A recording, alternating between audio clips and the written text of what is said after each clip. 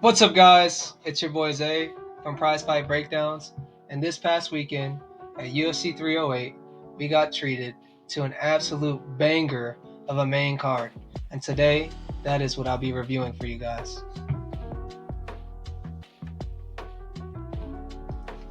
The first fight of the main card between Shara Bullet Magomedov and Arman Petrosyan was an absolute one-sided wonder of a fight. Shara Bullet is on a different level when it comes to striking in any realm of martial arts, but especially in mixed martial arts. This guy utilizes Taekwondo footwork like nobody I've seen in mixed martial arts.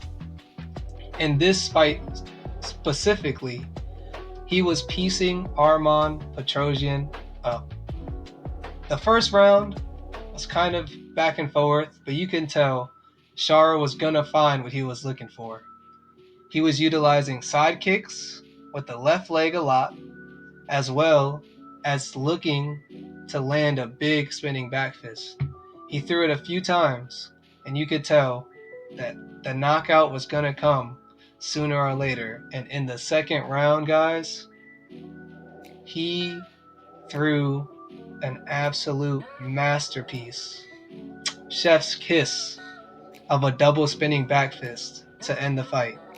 He threw a left side kick that landed, and then dodged out of range, and then feinted throwing the same left side kick, came around with the right hand for a spinning back fist that was blocked by Arman Petrosyan, and then he comes right back around with his left hand with a spinning back fist that lands so clean on the chin that Arman Petrosyan had nothing but to accept his defeat. He put his hands in his face and called it a day. And I have the clip to show you guys right here. Kick for Shara Bullet. Oh my gosh! Good God almighty, brother, you got knocked out. I mean, that's all I can say about the first fight. That was insane.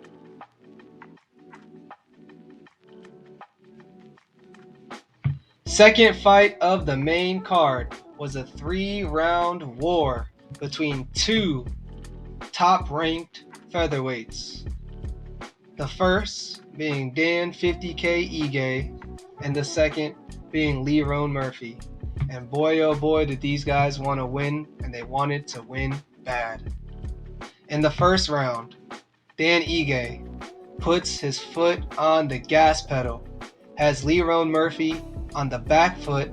He's landing all the strikes that he came in game planning to land, which was a lot of jabs, straights, and leg kicks, which was working for him in the early fight. And so, Lerone Murphy, getting frustrated towards the end of the first round, decides, all right, this guy doesn't respect my power, then I need to hit him with a power shot. Well, he throws a wayward hook, leaving himself wide open for a Dan Ige left hand, straight on the chin, causing Lerone Murphy to get knocked down, straight on his butt, and Dan Ige almost finished Lerone Murphy in the first round. I mean, he had him up against the fence, he was landing some ground and pound, and at the end, when Lerone Murphy stood up, he was landing some good combinations, but he also was expending a lot of energy. Lerone Murphy survives the first round, but Dan Ige is your winner of the first round.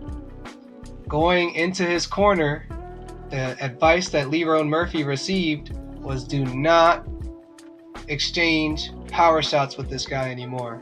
Just 0.5, baby.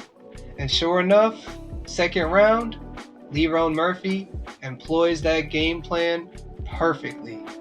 He comes in, landing jabs, teeps to the body, leg kicks to the outside and inside, spinning back kicks to the body, knees whenever Dan Ige decides he wants to duck down. Now, Lerone Murphy's landing the more effective strikes and causing Dan Ige to be on the back foot. Towards the end of the second round, Dan Ige, looking visibly more tired than Lerone Murphy, decides, I'm going to take this guy down. And he does. He takes him down and gets a little bit of control time, but it wasn't enough for Dan Ige to win the second, causing Lerone Murphy to be your winner of the second round. Going into the third, both of their corners tell them you need this round to win this fight. Well, Lerone Murphy employs his same game plan from the second round, and Dan Ige decides, I'm changing it up. I'm going to wrestle this guy. He goes for the takedown, but his takedown started to get stuffed, and Lerone Murphy was landing the more effective strikes, and he also turned the tables on Dan Ige, landing more takedowns than Dan Ige in the third round and getting more control time. By the end of the third round, even though it wasn't a lot of control time because these guys had very entertaining grappling scrambles, causing Dan Ige to be on top and Lerone Murphy to be on top, Lerone Murphy had already landed the more effective strikes with more output overall, causing your winner for the UFC 308 second fight on the main card to be Lerone Murphy. Third fight on the main card. These two guys were supposed to go out and prove that they were next in line for Alex Pereira's light heavyweight title, but instead, it was a very measured fight. First round, Alexander Rakic on the back foot, throwing leg kicks, body kicks, but pretty much running around the cage, using footwork to avoid Magomed Ankalaev. But eventually, Magomed Ankalaev was starting to get to Rakic, landing leg kicks of his own, actually landing straight punches with the backhand. And the first round ends, and it seemed they were kind of even, but I had Magomed Ankalaev up. Going into the second, Magomed Ankalaev started to open up a little more, started to land more strikes, some body kicks, some teep kicks, even started to use his front hand a little bit. And at one point, he even went for a spinning elbow attack that landed on Alexander Rakic. Alexander Rakic still used the same game plan.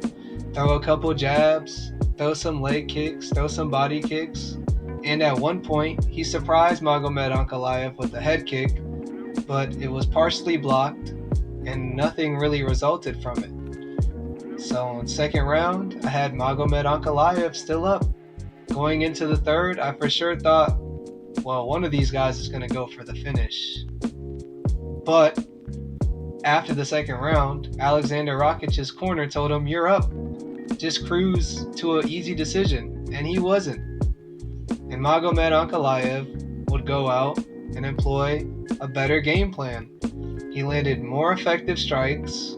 He threw more strikes with diversity. And he put Alexander Rakic on his back foot for all three rounds, even at one point kind of hurting him a little bit. So, for the third fight of the evening, your winner would be Magomed Ankalaev on the judges' scorecards.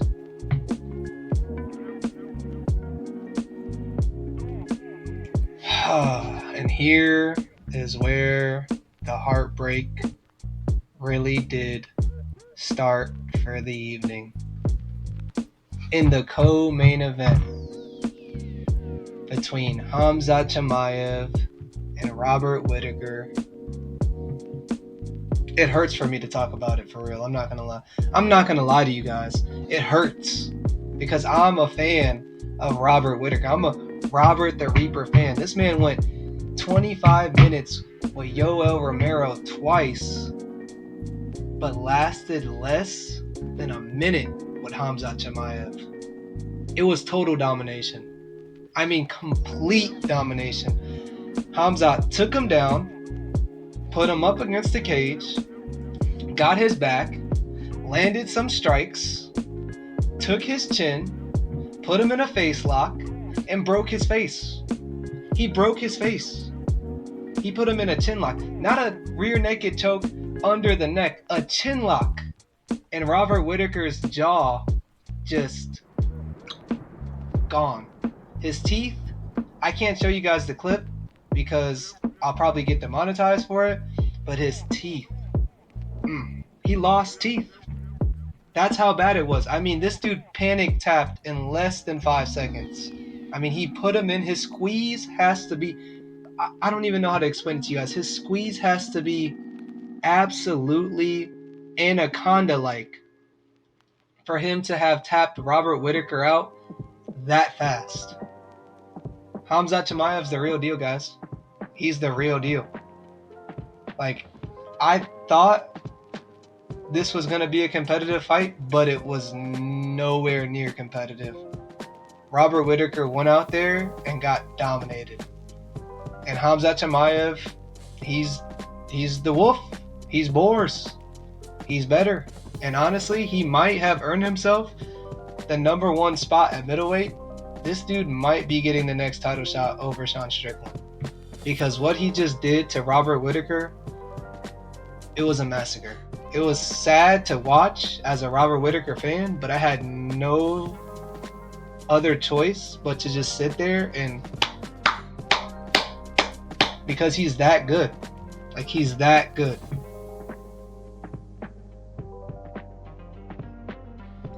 In the main event of the evening, we got blessed with a fight between the UFC BMF champion Max Holloway and the UFC featherweight champion Ilia Topuria. Guys, these guys are throwing down. Ilia Topuria, first 10 seconds of the fight, came out, pointed right at the center of the cage and said, "Do what you did to Justin Gaethje, do it to me." Max Holloway, being way too smart for that, does a little taunt. And they got after it, guys. Ilia Topuria immediately was putting Max Holloway on the back foot on the outside of the cage, and I had a feeling while watching, if Max Holloway doesn't employ a better game plan, if he doesn't get himself to the center of that cage and start giving himself room to move, he will get knocked out. And sure enough, after 2 close rounds, the first one being a back and forth round, the second being a back and forth round, you could tell it was only a matter of time before Ilia Topuria landed the power shot.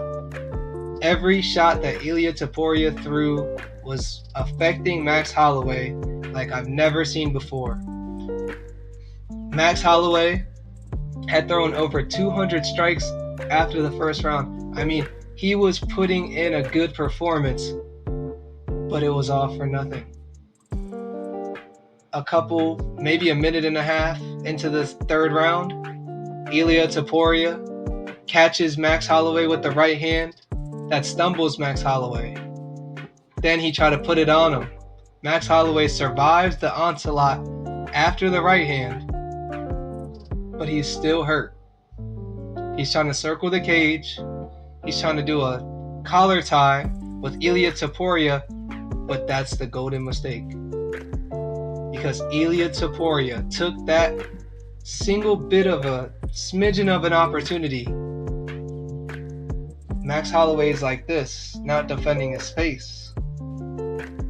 He loads up on an absolute powerful, beautiful left hook, and it just knocks Max Holloway's lights out, guys. It was the biggest heartbreak of the evening for me. I was sad about Robert Whittaker, but I was heartbroken about Max Holloway. I really did want to see him reclaim his UFC featherweight championship again. But we might be in the era of the El Matador Ilia Topuria, and we might be seeing one of the greatest runs of any UFC career ever, because this guy is undefeated and it doesn't look like he plans on stopping anytime soon. Ilia Topuria is that guy. Max Holloway is still one of the greatest, but as of right now, this is the Ilia Topuria's time. I'm so glad that I got to watch such a beautiful UFC 308 card, and I appreciate all of you if you decided to take the time out of your day to watch this video.